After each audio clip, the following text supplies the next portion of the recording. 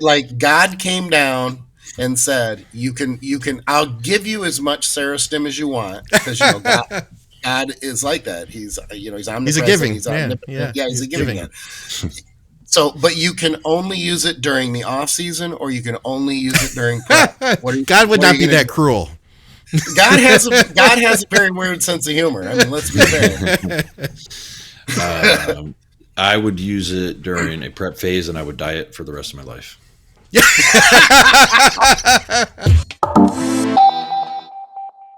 What's up, guys? Welcome back to Blood, Sweat, and Gear with coaches Skip Hill, Andrew Barry, myself, Scott McNally, and all of our programming is brought to you by you, the people of Patreon. Thank you guys very much for supporting the show. We've got a couple Patreon questions today. We are brought to you by supplementsource.ca for Canadians. And of course, we're brought to you by our title sponsor, truenutrition.com. Use our code THINK for additional savings on literally every bodybuilding supplement that you need under the sun. Check them out for high quality protein powders, tons of flavors. You get the Team Skip blend over there. Tell them Skip sent you. Well, tell them we all sent you. Use code THINK, get the savings, support what we're doing. Guys, if you're new to our content, then let me encourage you to subscribe and hit the bell. We have several podcasts that come out each week, all of that stuff, comments, everything. We appreciate you guys. So Andrew and I haven't had a chance to talk Arnold Classic yet. Almost said Olympia. Arnold Classic yet. Now, I said Andrew and I because Skip has not been following, and that's okay, Skip. I don't even think I know what I'm looking at this list. I'll say it. Not impressed. What? You sent me the list of people in the. I know. I don't mean it shitty. Look, they're clearly far better bodybuilder than I'll ever be in another 100 years if I could do it 10 times over. I'm just saying from past history, with the Arnold lineups, am I out of line saying that this is pretty much a formality? What do you mean? By saying who's going to win? Yeah. Okay. Well, I think you're wrong. I don't think that this is just I don't think this is going to be a weak Arnold Classic. I think it's going to be a two-man show between Hottie and Samson. I think because Samson's, he's the sitting champ right now. Hottie's the scorned Olympia second place, who, from what I've seen, is literally ate, slept, breathed bodybuilding. Every post is like, you can just tell he doesn't do anything for fun. He doesn't do anything for recreation. It's been gym, meals, recovery. So I think Hottie's coming into this thing to try to show people like, hey, you made a mistake by giving Derek Lunsford the Olympia, and this is my best. With that being said, Samson just continues to improve every year. Yeah. And he's got a prettier structure, just being a little bit taller, a little bit broader in the shoulders, having the flowing quads. He's got the classical frame with open bodybuilder muscle. So you can't, deny that either. So I do think it's a two-man race between those two. I hope they're both in the best shape of their lives. And I hope it's a show that we all remember for years to come. But I would agree with you with this, Skip, that I think that it is a fight for third place, third, fourth, and fifth place, I think is where the real action is going to be. I think this is the list here. Yes, we got the lineup. Yeah, I guess what I'm saying is it's not deep. It doesn't seem deep to me, where it's like, it's a toss-up. This is going to be like, a battle. But, again, listen, I admit, you guys said it and I admit it. I don't follow those top two shows like I used to. I admit it. I just don't. Well, I'll say this is because typically the Arnold Classic is only like a 10 or 12 man lineup. So it's not like the Olympia. It's not like, some of those bigger shows. So I really think we're going to see a lot of quality in the top 6, 7. And, let's say, I have Hottie and Samson in round 1 and 2. I can't tell you who. Right. That's a tough one, is what's going to come next. That third place finisher, that's where this is so freaking wide open. Because I feel I can't even tell, man. And this is something I've gone to the Arnold for like over a decade now. Right. Mm-hmm. And it's so many times it's like, oh, well, here's your top 5. Right. After first and second, which I still don't even know for sure what's going to happen there. Which and I talked to Ron and Dusty about this too. Now, I don't know if they're going to give Samson any kind of like credit for having won last year. You know what I mean? I hope not. Yeah, I don't think they are. So I don't think we have to worry about. We could call that politics, possibly. I don't think we have to worry about those politics. And if there were politics, hell, we've got a very recent Mr. Olympia on stage, right? Nobody else in this lineup has done that. But after that, what the hell is going to happen? You know what I mean? It's really hard to nail down. But just going off names, and we haven't seen him much lately, but Raphael is next on that list. So has he grown a lot? Because a couple people have been saying Raf, and I loved Raf, and I'm going to be the first one to tell you, I haven't followed him close enough. My main impression of him was like 4 or 5 years ago at the Arnold, and he looked impeccable, but like a smaller version of a bodybuilder compared to everybody else on stage. Has he brought that up? I mean, I guess we'll find out. Yeah. I mean, he competed, I think it was early last year, and I don't think we've seen him since. Okay. But I think in no particular order, I think 3, 4, 5, 6. I'm looking at Raphael. I'm looking at Horse MD. Yes. And honestly, I haven't heard a lot of people talking about MD, but if you look up his shots, his structure is freaking crazy. Yeah. And he gets peeled. Like his side shots, the detail on the side of his legs is out of this world. The only knock on him, I will say, is his rear double is not as developed as his other shots. And obviously the rear double, front double, most muscular, those are like our power shots in open bodybuilding. So he might get a little bit hurt there. But if he is peeled out of his mind and he's real dominant in his front double and his side shots, I think he's in that conversation. Look at this guy, Skip. Check this out. I mean, like if I could look like a bodybuilder that's competing today, like he would be very high on my list. You make a very good point. I was actually thinking the same thing. That's a very desirable. Look at the hamstring and the quads. Look right there. Yeah, and he's got calves. Small joints. Everything is rounded out. The shape is just crazy. The condition is balanced. It's pretty insane. That hamstring is absolutely nuts from the side. Yeah. So it's ridiculous. It's another word we like to use, but we can't use anymore. Redonkulous. Yeah, exactly. Redonkulous. How about that? Anytime any of it starts with I get really nervous. Yeah, you get puckered up, don't you? Yeah, ridiculous. Continuing down, I also have James Hollingshead in that next group. We don't know what we're going to see, what James we're going to see, because, I feel like he was peaked fairly well when he worked with Phil, Phil Viz, like 5 years ago. And then he worked with Patrick Tour, and he always kind of came in with like a spilled, flat look. Like they kind of pushed things too hard and maybe missed the peak by like a day or two. Okay. He's with Milos now. So I think, the wizard, the doctor, I think he'll figure him out. I will say this though, and you guys let me know what you think, because I saw he was training. He picked his final week training to hang out with Branch Warren and train with Branch, and Branch wasn't taking it easy on him. Like, this is a guy's final week of prep. They were doing the stuff you were talking about a minute ago, like the dumbbell presses and the pussy. Like, to me, honestly, that would be the last move I would do if that's not my style of training, especially coming over the U.S., hanging with Branch Warren in that final week, trying to impress him because he's a legend. Of course. And trying to keep up with him in terms of intensity. To me, I would tear both pecs, both biceps, hamstrings, like everything. And if not, at least don't go horseback riding with him. Yeah. Exactly. I mean, of course, right? I mean, exactly. Of course. Exactly. And then, the next on my list that I have in that grouping would be Antoine Vaillant. I feel like, we weren't as impressed with his off-season shots this year, but then like lately he's like turned it on, and he kind of similar to Samson and having that classical like physique kind of flow, but with open muscle, and he poses really well. So I think he's in that conversation for 3, 4, 5, 6. I would probably say more of that, like 5, 6, maybe 7, which would be cool. I'd take that for him. Yeah. And then there's some other guys, that I think have the ability to be in that 3, 4, 5, like Justin Rodriguez, but have just kind of missed the mark over the last couple of years. Mahab Shaban, we haven't seen much of him lately. He took all last year off. John De La Rosa, I hear he's looking more improved than he was last year, and he won a show last year.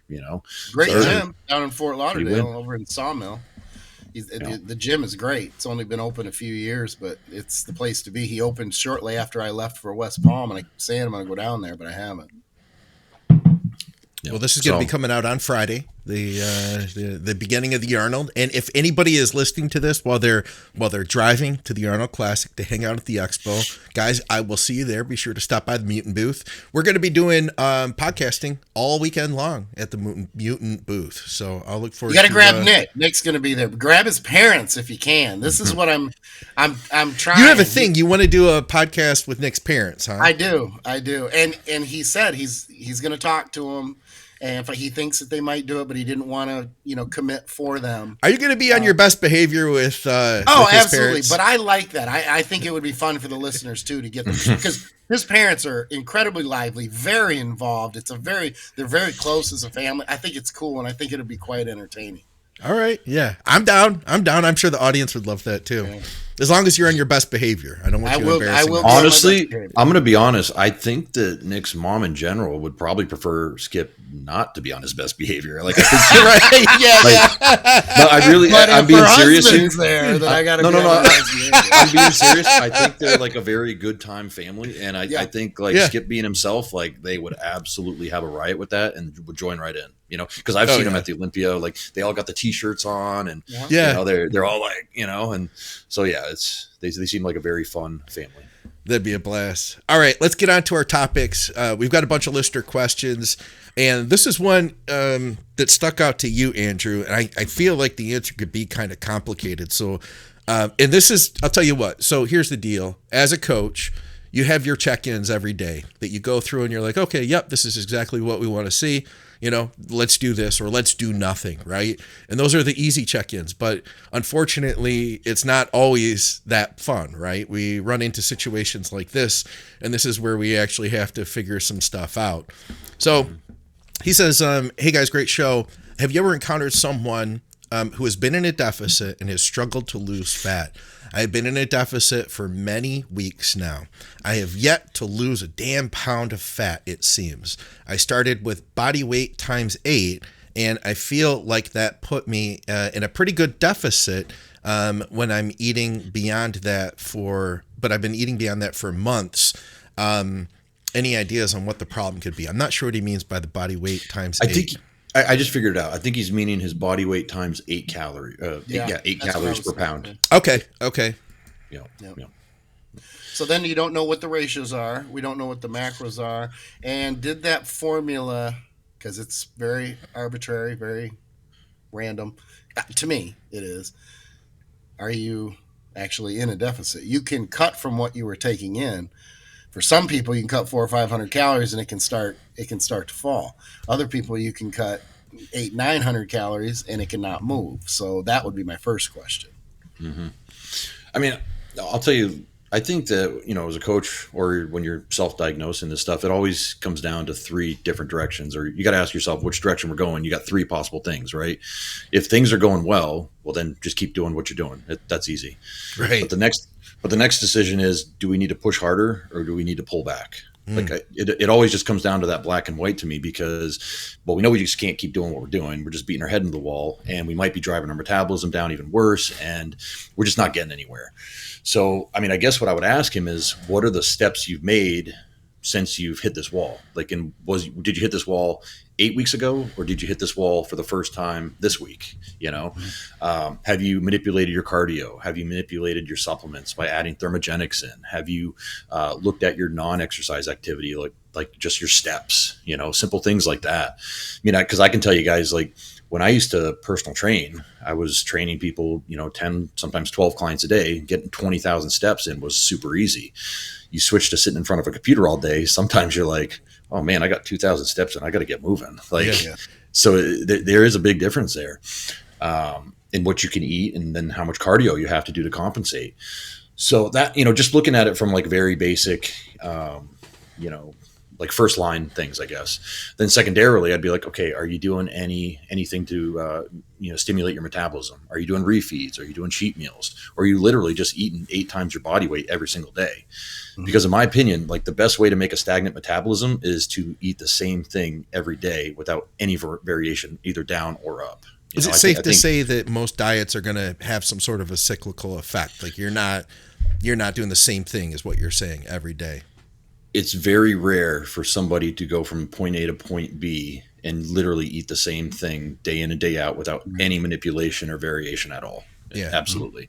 So, just quick points, have you tried to do some, high carbohydrate refeeds? If you're eating 200 grams of carbs a day, have you tried bumping it up to 450 for, say, 2 days and then getting right back on your diet? Have you tried pulling calories? Have you pulled your calories further? And then I start to think about like the next level stuff, like, okay, hormonally, are you using PEDs? Are you not using PEDs? Are you natural? And you've just literally driven your testosterone and your endocrine system into the tanks, and you might need some support there. So did you just start a cycle where you were on TRT and you've added growth and your weight is coming up, so your body composition would be changing, and yet the scale weight may not be moving? The other thing too is taking those numbers that he provided, say he's 200 pounds, and just as an arbitrary number, you're talking about 1,600 calories roughly. That's pretty low for a 200 200 pound person. So not absurdly, let's say he's going to step on stage at 165 and he's 200 pounds, then okay, but still it's low. There should still be, if the gear is constant and the gear isn't like you didn't just start a cycle and you have that added variable there should be some initial loss, even if it's just water. So if you've gone a few weeks and you have gone to these numbers, it's likely that you're not too low, because there would have been that initial drop to begin with. So, and again, this is taking the gear out of the equation, as many other variables as possible. So I'm with you. I think we could all agree, push harder, because if you push harder and it starts to fall and then you find yourself in a week or two that you're depleted, then you may be able to start to slowly bring those calories back up to feed a metabolism that may well be stalled. We don't know what you did in the off season. We don't know insulin sensitivity. We don't know if you're overtrained. We don't know any of that at this point. The other thing that just comes to my mind is we don't know if this is a male or female. Good point. Because I just tried to look at the name on and it's like a at moniker, like you never can tell with some of these things. It's like at D something. So if it's a female and eating 1,600 calories a day, and let's say she's 140 pounds and wants to get down to somewhere in the 120s, then definitely the first move is pull, right? I mean, but I'm with Skip. If you're a 200 pound male and you're eating 1,600 calories and you're stalled out already, maybe what you think is 1,600 calories is actually more like 3,000 calories when you actually do the math, or you need to backstep a little bit and maybe reverse diet and then try again, because and no coach ever wants to admit this, that they sometimes can't get people into shape the first time around. But how many times have you had people where you get them going, they hit a wall, and you're like, oh, this is actually going to take twice as long as we thought. And you have to explain to them, okay, now we need to actually reverse diet for a little while, build your calories back up, get your metabolism healthy again, and then attack this thing again. Yep. And no client wants to hear that. They're like, what do you mean? I thought you could get me, in decent shape within 3 or 4 months. But, that's how the body works sometimes. We can't shortcut that. It takes as long as it takes, but yeah. All right. Yeah, I'm with that. And I think the hormone thing, get your hormones checked, or what's going on with estrogen. Did you, like Skip said, did you just start a cycle? And one of the things I've been seeing too is that I've been seeing people shunning any type of estrogen control. And I think that you can get away with super, super high estrogen, and continue to grow muscle. I don't think that that's as much of a problem, but I think it can be an issue that if your estrogen's going in triple digits and you're trying to lose fat, I don't think that that's going to be to your benefit. Let me add a counter to that too. Like if you've driven your estrogen to the tens and lower, that can also impair your fat loss. Yeah. So I agree with you. The checking your hormones, endocrine system as well as thyroid, I think is definitely something that you need to do. And I want to piggyback off that and just say that I don't think, and I've changed my perspective on this over the years. If you go back 12 years ago, 2010, 2012, I would have wanted the estrogen lower. And I look more at the ratio now of what you're taking versus and what's going to aromatize versus the estrogen level, instead of saying, oh my God, it's 110. If you're on, your blood levels are off the charts, that's not so bad. If your blood levels are at TRT and you're 110, then that's a little different story. All I right. agree. Let's see what Definitely. else we've got here. How about I'm going to throw this one in just because it's fun. Actually, you know what? I'll save that because we're doing that other show. We're talking about training, so that'd be a good one. We had a couple questions that were about doing 2-a-days, and I'm gonna see if I can find one of them. I'll just throw this one up first. We've got 2 questions about it. This guy says, "What are your thoughts on working out twice a day?" He says, "I have plenty of free time and a nicely equipped home gym." We'll start with that one, I guess. I want to say that first, no one should base their training frequency on the amount of free time that they have. Boom! I love it. I love that.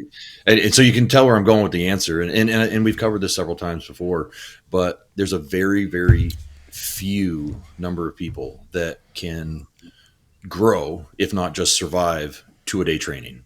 All right. You only have so much recovery ability, and it's hard enough to say, train 5 days a week with super intensity. So now you're talking about possibly increasing that to 10 training. You're fitting 10 training days into a week, basically, of 7 days. I just think you're going to interfere with your recovery. You're going to interfere with your muscle protein synthesis, and you're going to lead yourself down the road to lack of gains and injuries, if not anything. Yeah. So I'll just leave it at that. Yeah, it's a recovery issue. It's parasympathetic versus sympathetic. I just think it's a bad idea. If you're Kevin Levrone and you start training chest twice a day in the 90s and you grow, then more power to Kevin Levrone. I don't know how he did it either, but I'm not a gifted, I don't have that gifted predisposition. I've tried it. I tried it back in the day. I tried it back in the early 2000s, and it didn't take long before things started hurting. My motivation to train went down, because if you train twice a day, you're already focused on your meals, your prep of everything. It's especially if someone's new to it, you may like it at first, but it becomes a very arduous, very, not laborious, but just this anxiety riddled thing of, oh, I got to eat. Oh, I got to do this. Oh, I got to do. You just complicated what should be kept as simple as possible. Now your entire day has to do with timing around 2 workouts instead of 1. I don't see any benefit. You make it, even if you're gifted. Here's the argument I would go with. Even if you're gifted and you grow, you're growing and you're gifted. I don't like, how fast do you need to get to the finish line? Just keep growing and be happy that you're gifted and you're going to grow faster than everybody else. I don't see it almost ever working. I have a client that has trained back twice a day, and it actually has helped. My question, though, with the process was, would that back growth have been there anyway, changing a few other different variables versus training it twice a day? And there came a point where, after doing that for a few months, I don't know that it was as beneficial, because then, again, the things we talked about, the recovery, beating yourself down twice a day, you only have so much recovery ability. That's it. Yeah, you really do. And I think that, I'll just talk about like more volume in general. I think that when we first start bodybuilding and we first start making progress, then we see that one body part that we say, hey, my back, it's not growing as well as everything else. And so our first thought is that, like, hey, well, what if I did more volume? What if I did another back day, or, whatever? And what if I trained back 2 times, today instead of once?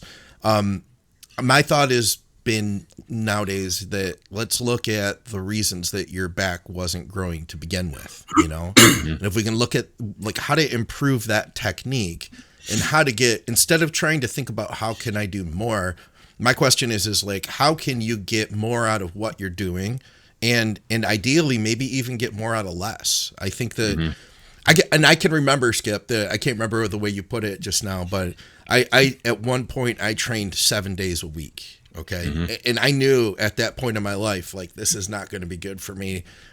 It's not going to benefit my bodybuilding, but I just don't want to go home. I'm going to go 7 days a week, and that's just what I'm going to do for a while. And like a good ways into that, I did it for a few months. A good ways into that, man. That's all right. Good ways into that, I literally felt like I was punching a clock. I'd get done with work. I'd go get my gym clothes on. I'd go to the gym. Damn well could have just been like punched a clock, and now I'm doing cable extensions, and now I'm doing this, It's like it really was, I got less out of it. I got less out of each workout. I got a better answer for the guy than train twice a day. Train once a day and find something to provide a revenue stream. Build a business. There you go. Do something kind of side hustle. Mm-hmm. How about like personal train people with your awesome home gym? How about that? There you go. I would almost tell people to do something non-bodybuilding related. As someone that's spent my whole life in gyms and also coaches people, I love everything I do. I do. But there is sometimes where it's like, man, I don't want to go to the fucking friggin' gym after talking about the gym and writing programs for the gym and talking diets about the gym. You know what I'm saying? So if someone's, I'll just leave it at that, because sometimes there's like too much of a good thing. Absolutely. I've said, I don't know how many times, and my wife is so glad I've come to this. I don't want to go out on the weekend with people who are bodybuilders because I don't want to talk about nutrition and training. I want to talk about anything other than, not because I don't enjoy it, but because that's how I make my living. That it almost seems all consuming. So I want to go out and talk to people who are not normal, but for lack of a better word, have different interests. Yeah. Away from Skip just wants to be the big guy at the table. Yeah, exactly. I pick my friends very. It's like the woman who picks just fat, ugly friends so she can be the hot one in the picture on Facebook. I'm that guy. All right, so let's see if this one has anything different to it. He said thoughts on 2-a-day training and prep instead of cardio. Two cardio sessions. Stan Efferding used to be a huge advocate back in the 2000s. And so I asked for a little more clarification, and he said instead of strength training and 1 or 2 cardio sessions, how about 2 sessions of training sessions with only 1 cardio session, if any? His reasoning from Stan Efferding was that why burn calories with a catabolic activity like cardio instead of 2-a-day anabolic activity with weightlifting? Well, tell you what, it's a decent point. It really is. Yeah, it is, and it isn't though, because at least in how he's presenting it. You know what I mean? And I'm not saying Stan Efferding is wrong, because Stan's obviously very intelligent. He does. I've gone to some of his talks and stuff, and he's very entertaining too. Yeah, and he's someone that, like, is walk the walk. But I think what he's failing to maybe explain or point out or bring up or think about is that at some point training is catabolic too. So you can't just say that training is all just an anabolic activity, right? Because otherwise, why don't we do 4-hour workouts? Why don't we train as much as we possibly can? Why don't we train, 3 times a day, 6 days a week? You know what I mean? So I think, I'll just leave it at that. I think it's a little bit of a short-sighted answer, I guess. I do like that he pulls away the importance or a little bit of significance from cardio, because over the years, I have really come to understand that, in my opinion, based on my experience, I find that cardio is overrated for getting lean. I'm not saying it won't get you lean, and I'm not saying that it's not necessary, but I also think that people jump to these big amounts of cardio, like, well, I got to do 2 hours a day of cardio, and everybody can do that and get big. I don't think that that's the best approach. I think it also plays into recovery. It also plays into your CNS. It plays into a ton of shit. And then before you know it, you have cinder blocks on your feet because you're doing a ton of cardio. And I also think, and I think that this might be where Stan is going too, is, and I agree with you about the recovery. You can only fill a glass, to the top. You can't fill it past the top. So there is still, and I think we lose sight of this in bodybuilding, there still is a metabolic impact from weight training. As an example, if you train volume for 2 hours versus training DC for 40 minutes or 45 minutes, there is a different caloric intake necessary, or there's more of a demand on the metabolism for training longer periods of time than there is for these very, very short training sessions, in my opinion.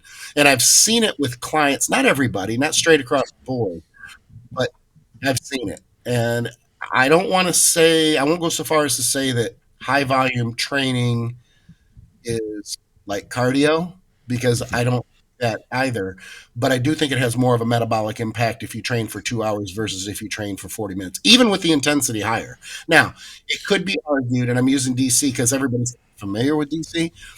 I do suppose that if you went in for 45 minutes and you literally didn't put down the weights and you did giant sets and kind of a Milos type of thing, you're probably going to walk out pretty depleted. I think that's a little bit different story, but I think there's a difference between the different styles of training.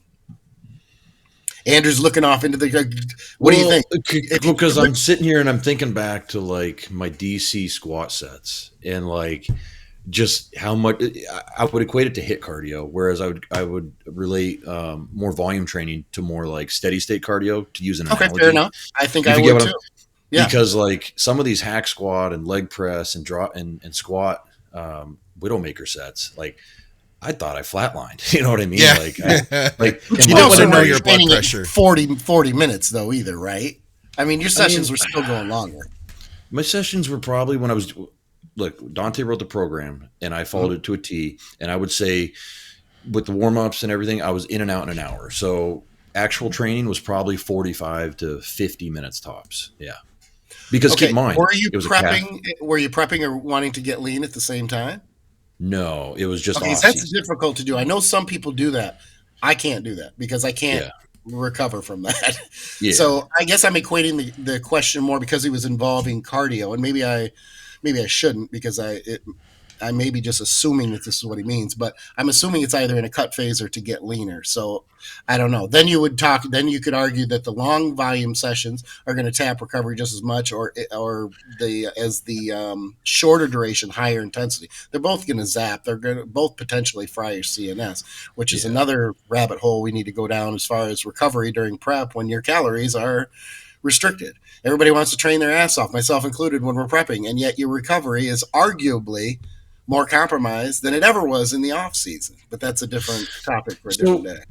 That would be a great topic because is it more compromised? And I on paper I would say absolutely it is. But in reality, when you're in that groove of a prep and your meals are exactly the same time every day, and your supplements are taken every day, and you're going to bed at 9:30 and you're sleeping until 7:30, like I almost feel like because you're in such a groove and you know exactly what to expect. Sure, you get beat up, but I almost feel like your recovery is almost the same or better in a sense. It's funny. I find it to be sporadic.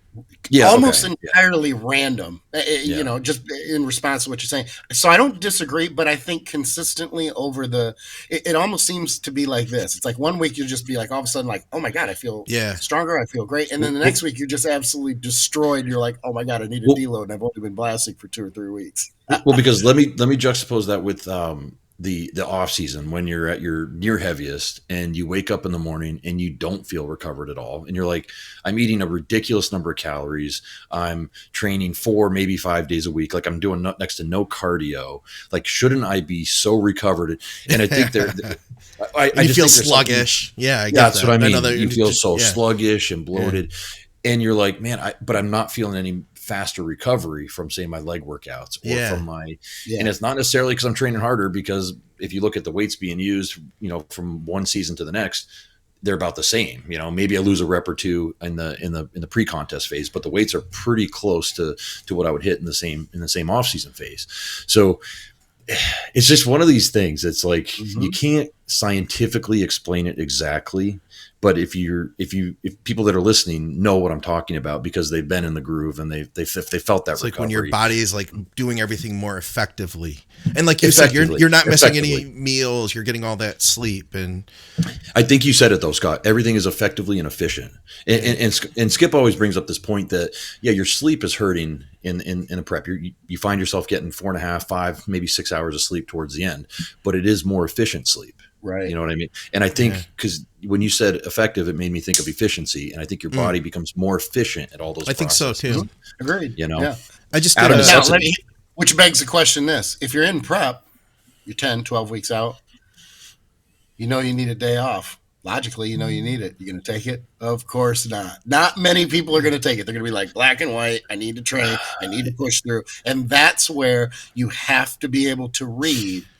And it's difficult because even as a coach, I'll admit If you're not feeling it, if you know, matter of fact, I'm not feeling it, I'm run down and I'm running to the ground, how many clients are going to tell you, they're basically saying I'm pussing out.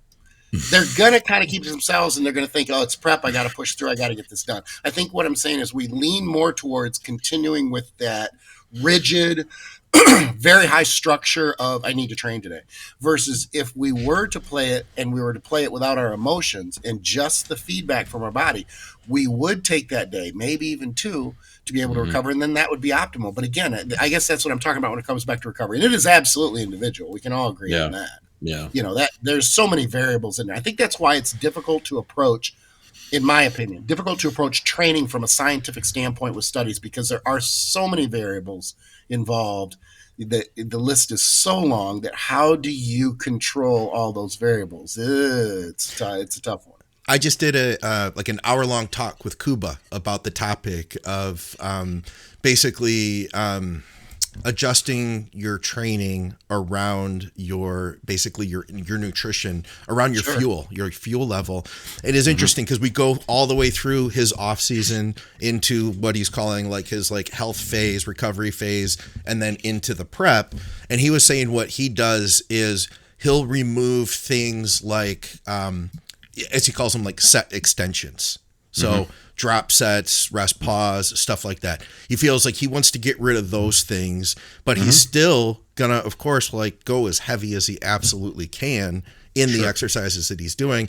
And then the next stage would be maybe removing some sets. But if you remove sets, say in a push day, he's not touching anything to do with any of that like compound chest work. It's going to come from like shoulders, from triceps, which that makes sense to me, going that route. And then he's still able to hit it as hard as he needs to for that main, compound meat and potato stuff. Yeah, and you said something that's very, very important, and we've said this before, and maybe it's been a while, but the main difference to me between the off season and prep, when you relate diet to training, is you can change your nutrition to fit your training in the off season. In the prep, you better be ready to change your training to fit your nutrition. Yeah. Because the goal is just literally completely different. And I think if people approached it that way, and I know it's an oversimplification, but it's a really good rule to live by when you transition from off season to, both off season to prep or prep to off season. You need to switch the focus there. The whether you're feeding, I'm not going to reiterate it. I already said it twice. All right. Good enough.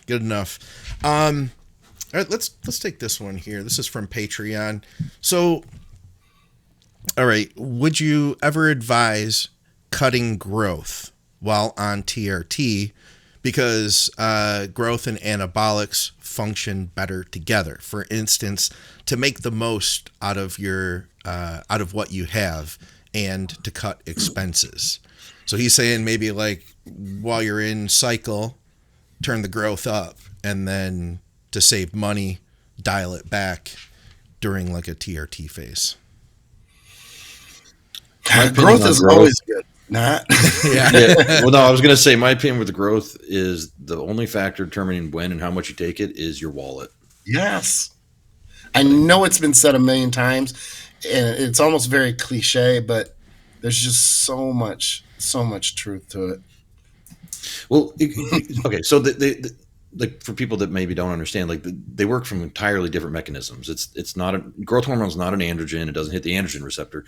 So I guess why not keep it as high as you possibly can, unless you have blood sugar issues or some some cardiopulmonary issues that are kidneys and whatnot that are being affected. Why wouldn't you keep another growth factor in there as high as you possibly could, especially when you're using less androgens, right? I mean, to answer, I would keep your growth up. I would keep it high, and I would keep it plentiful. Yep. Right. Let me just throw in just a little odd for you guys, because I'm curious what you think. You can only pick one phase to use growth hormone. Like God came down and said, "You can. I'll give you as much Serostim as you want," because God is like that. He's omnipresent. He's a giving. He's he's a giving man.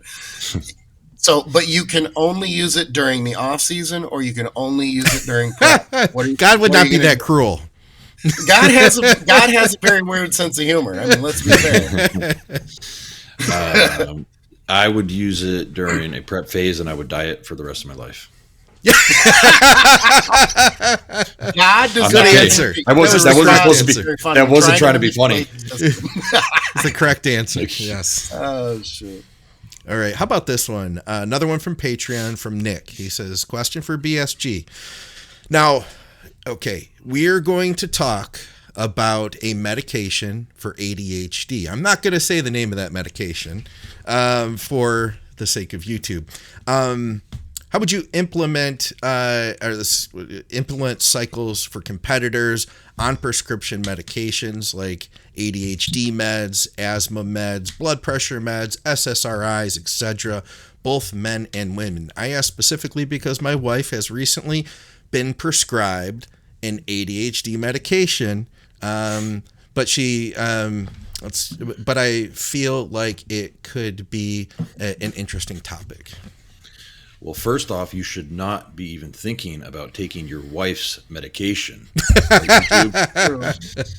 Very illegal. Yeah, you don't even have to worry about this, Nick. This isn't even your problem.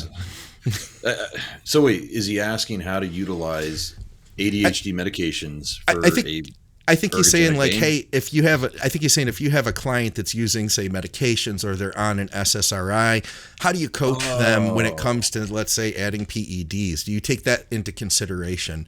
Like, what if that were the case and then we're like, hey, well, we want to run Clen, or ephedrine or something. Yeah, I gotcha. All right. So first thing I'll do is I'll look up and see if there's any contraindications, which, I mean, there shouldn't be because typically PEDs are not very well researched in combination with SSRIs or some of these other compounds, but it's still good to do your due diligence and look it up. I can't remember the exact website. It's like drugbanksomething.com.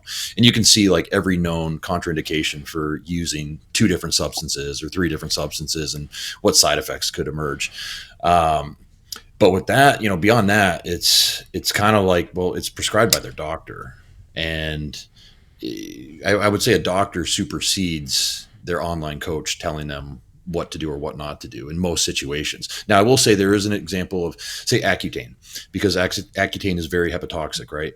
And let's say so-and-so doesn't want to stop using their PED cycles, and some of it might involve some other orals as well. What I've done several times is have them cut their Accutane cycle in half or cut the dosage in half. And they still got the same benefits that they would at the higher dosage from previous experiences using. And I think that helped cut down on some of the liver toxicity that we might have experienced with using, polypharmacy of, say, an oral-based androgen as well as the Accutane. Does that make sense? I got one. And I'm going to take it in a different direction, the SSRI thing, that if somebody were on an SSRI, it really just in general, if I'm working with somebody and I have any kind of, if they're suspect that maybe they have some mood stuff going on, I might not be like, hey, let's throw Deca into the mix. I feel like I've seen a lot of people that have, and it's interesting because Dave Crossland was recently saying, he's like, I don't think that we used to talk about it 10, 20 years ago about the mood things that can arise with Deca. But I remember a few years back on Instagram stories, somebody said, hey, every time I take Deca, I get really jealous of my girlfriend, like of other guys and stuff. He was like, I'm normally not a jealous person, but it's a legit thing. I get that way. And why is that? And I kind of laughed at it. I was like, that's crazy. Deca causing jealousy? But then guess what? Like a dozen people respond and they're like, oh yeah, I totally get what he means. I've gotten weird emotional stuff taking Deca. So it's out there. And for that reason then, and then also too, I've seen a few clients that maybe weren't doing really good. And maybe even that, like one guy I'm thinking of that I might even listen to this show. Am I getting a call here? Hold on, let me turn this off. Boom. All of a sudden a call came in. One guy, he, make this really quick. We started NPP even, and he started like losing interest in bodybuilding. And before you know it, it's like he started to like just change. And like his responses and his check-ins were getting like, just like off. Something was off and I could sense something was off for a few weeks. And finally I was like, hey man, what do you say we take a break from this? Cause it was like coming to a head. I was like, why don't you say we take a break for this MPP and let that clear? And he did, and everything got better. So I just want to be careful if somebody has something, mood wise with 19 Norse. That's all. That would make sense. Yeah. Doesn't to me. I'll go on record and say it. Yeah. I was surprised, man. But like so many people reached out to me and they're like, hey, I get it. And that's the thing. I don't dismiss, whether it be a client or anybody else, listening to the show or anything else, if they feel that there is a connection between a specific mood, whether it be jealousy or anything else. Here's the issue that I have. And this is just me thinking off the top of my head. I understand that there's individual issues. I understand that people react to, drugs differently. I get that. But I will say, first off, I mean, I've taken a lot of shit for a long time in different combinations. I'd go so far as to say more than most for a duration, like for a very long period of time. And just because I haven't witnessed that doesn't mean that it's not possible. What I am saying is this. It's going back to what we were talking about with the training and stuff. I'm a variables guy. I don't know how. To me, it seems that it's more likely that it's correlative versus causative. That's just me saying that without experiencing that myself. Jealousy is a very broad thing. Motivation comes and goes. I would argue that it's correlative until I were to actually see it play out and hear more feedback from it to where I saw that there may be more of a pattern. I'm not saying it doesn't exist. I'm saying I'm finding it difficult to believe that it's causative. Are you familiar with Deca's effect on dopamine? Yeah, well, absolutely. So then I would even come back to what other compounds are with it. Are you only running that? We just literally came out of a 10-year phase of Deca only cycle. Not just came out of it. Right. But you know what I mean. So yeah. or trend only cycles, or things that to people like us seem like, why are you experimenting with these things that are not to someone who's been around a long time, more balanced, more logical? So I don't know what else they're using in there. And I would even question, where was your jealousy level before that? Well, that was my thought too. All of a sudden, you weren't jealous. Now all of a sudden you are, or were you a little bit jealous? That was my thought though, Skip. But what about like just general insecurities, related to lower mood and everything related? Think about like if you're not getting as much out of your dopamine, your sense of well-being is going down. So you're not able to get as much pleasure out of life or out of the things that you do. I can see so it. Even without any other drugs involved, maybe somebody has already got like a little bit of an imbalance or a lot of an imbalance going on. I could see how it could, it could take somebody further. I've just seen it enough times now. Because like I said, man, we should, as a matter of fact, why don't we do this? Guys, if you've had any issues with Deca, comment below. You know what I mean? Let's talk about it. I want to hear it. That's why I say I'm not saying that it's not possible. And I want to be very, very clear on that because YouTube is notorious for, I'll get bashed in the comment section. That's why I almost didn't say anything. And I'm like, you know what? I'm going to say it because I'm being honest. I just feel that it's more correlative, and I don't see that it's causative yet. I am more than willing to hear more experiences on it. I've trained a lot of people. I have not had a lot of hardly any feedback on mood-related things like that related to Deca. I just haven't, and that's 20 plus years. So I don't have as much experience with you, but I will say this is one where we can completely disagree. Sure, and that's cool. And please understand too, because I'm trying to pull away from this. I had a bad experience with a client, and I ended up that we had to part ways. It was more of a rapport issue type of thing. He's certainly a great guy, but it just wasn't a good fit. And I did use. And it was my wife who told me. She goes, you can't do that. Because, sometimes if I have problems, I'll talk to my wife about, client issues and stuff. You can't let people think that or them get the perception that you have all the answers because you've done what you do for so long. Okay. So I've been trying to pull back on that and it's funny. It's a kind of a double-edged sword because you want to point out, this is my experience over a long period of time. But you don't want to give the implication or the perception that that's why you're right. Yeah. So it's a balancing act. It's difficult. So I'm trying to make a conscious effort to not focus on giving that perception, because it's certainly not my intent. I'm just trying to say trust the process and understand that I've seen so many different things 1,000 different ways. Trust the process versus their perception is I'm right, I don't want to hear you, do it this way because this is what I'm telling you to do. Yeah. I'll And take it a that's where step further to get back to the bodybuilding part of it. Like in clients, I would say that just gear in general with somebody who's using SSRIs could be something. You know what I mean? Sure. Yeah, could be.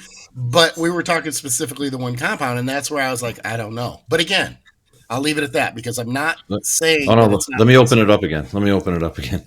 I'm not a fan of SSRIs. I think they cause more harm than good. I felt they did in my own life, honestly, when I used them.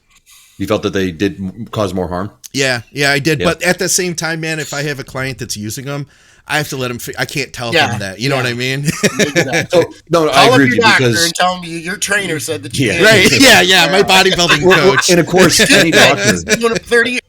Yeah. Well, of course, any doctor, when they think of like my trainer, my online coach, they think of like someone with a clipboard in the gym who has no education, and in the same way that that we probably do. But no, I see a lot more harm than good with the SSRIs. I see a lot of interaction or a lot of issues with getting into shape. I see a lot of issues with, I would say, their sanity. I think in other realms, I guess, regardless of PED use or not. So when asked about if I think that they should continue with them, I kind of err on the side like you did, Scott, where I said, well, your doctor has you prescribed on those, but in my opinion, I wouldn't be using those, or I would use the lowest dose I possibly could and then try to wean myself off of it and try to work more on skills and coping and lifestyle factors that can help me maintain, normal serotonin levels. Yeah. I just never know where people are at too. Sure. I have a guy who may even listen to the show that we worked together. He did like this freaking awesome job and he was using an SSRI and now we stopped working together. He did really good and competed and after the show he like did really good and stuff, rebounded and everything, still looks freaking great. But like his interest in bodybuilding, he's like trying to adjust medications and all. It's like there's a lot to that. I hate to see, I hate seeing somebody suffer with that stuff, but like at the same time I'm like, well, I don't know what he's been through. I don't know what's going on in his head. Yeah. You know what I mean? So I can't tell him like, you should, I can only say what's worked for me, I'm also coming from a kick. Like I don't trust anything. And so I do a lot of reading, and lately I've been on a kick about the pharmaceutical industry and just like the number of drugs that we have in our country that are approved for use, where the reason why they're approved for use is because the trials were done in places like Africa where they don't have this, like they don't count the same, what do you call them? Like mortality factors. They don't count the negatives the same way we do, but on the paper sheet over in Africa, it'll say like next to no adverse reactions, because their things don't count as adverse reactions as they would over here. And then they can pass it on to the FDA and say, nope, there's next to no adverse reactions. And then people start using these things, and we wonder why people do crazy stuff like, bring firearms into schools and shoot up schools, or you know what I'm saying? I'm taking it to the extreme, but I'm just saying, like in every one of those cases, someone was on heavy medications. Yeah. All right. Let's see what else we got here. A fun question. How about a fun question? Do we have anything fun? Oh, we had one about our training that somebody commented. Don't forget my word of the day. Oh, yeah. We can't. In fact, I screen capped that guy who said that he liked it. Somebody was asking us, I can't see what it is, but he said, what are your guys' training looking like lately? I'll start.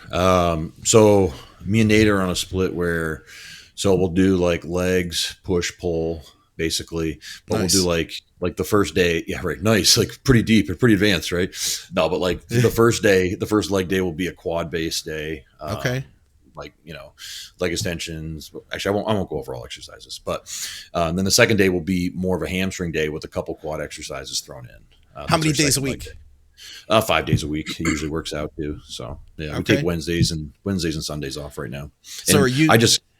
Well, I was going to say, I just got back down here, so I'm getting in the groove again. This is my second week training. I'm starting to like feel good, have some of the go juice in me. So I'm really starting to feel good. And he's coming off of a cruise and getting ready for his prep.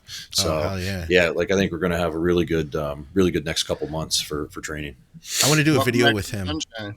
Yeah. I want to do a video with Nate about like, how did you grow your legs? Just period. Just a one-on-one. His legs tell us about it. Ridiculous. They are. And we say and I said anybody correcting me in the comments, I am very clear that it is spelled R-I and not R-E. Oh, because I made that reference earlier, and I am certain that Andrew knows the same thing. So save your comment. Skip. My training just changed. We'll have to save our training for another time because we have a guest that's joining us in the green room. Oh, but there you go. Real quick though, what's our word of the day? Lethologica. Lethologica. Idea. Let me see. Lethologica. Okay. You're in a conversation and you go to use a word and you can't remember the word. And then you kind of start to obsess on it and you're like, what? I'm looking for that word. That's lethologica.